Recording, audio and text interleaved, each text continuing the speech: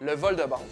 Le but du jeu, s'emparer du plus grand nombre de billets de banque avant que l'équipe de banquiers ait terminé de bâtir le coffre-fort. Pour jouer à ce jeu, vous aurez besoin de sacs de sable, de cônes, de cerceaux et de bâtons de bois d'une longueur approximative de 4 pieds. Ces bâtons-là peuvent être remplacés par des bâtons de hockey. Sur la surface de jeu, vous allez délimiter la banque à l'aide de 4 cônes. Au centre de ces 4 cônes, vous allez installer votre trésor. La distance entre les cônes doit correspondre au nombre de bâtons que vous avez en votre possession. Par exemple, si vous avez 40 bâtons, on peut supposer que vous aurez une banque d'une grosseur de 10 bâtons par 10 bâtons. Il est donc important de vérifier que les banquiers seront en mesure de bien fermer les 4 murs de la banque à l'aide de leurs bâtons.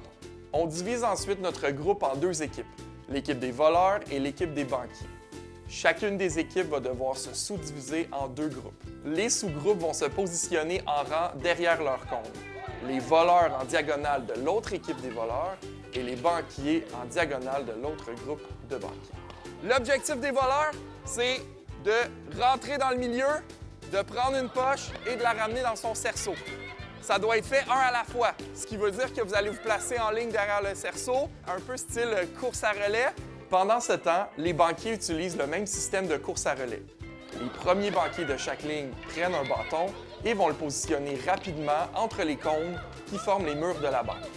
Lorsqu'un bâton est déposé au sol, il confirme la construction du mur et autant les voleurs que les banquiers doivent maintenant le contourner pour rentrer à l'intérieur de la banque. La manche se termine lorsque les banquiers ont réussi à fermer les 4 murs de la banque. À ce moment-là, si jamais un voleur est pris à l'intérieur, il doit laisser tomber le butin et il ne peut pas être comptabilisé dans le compte final du butin. Et on va demander à l'équipe de voleurs de compter combien de trésors ils ont réussi à voler, puis on va échanger les rôles. À la fin, l'équipe qui a réussi à voler le plus de trésors va gagner le vol de banque. Sachez qu'il est aussi possible de continuer la partie en ajoutant des manches supplémentaires et en additionnant les butins d'une manche à l'autre.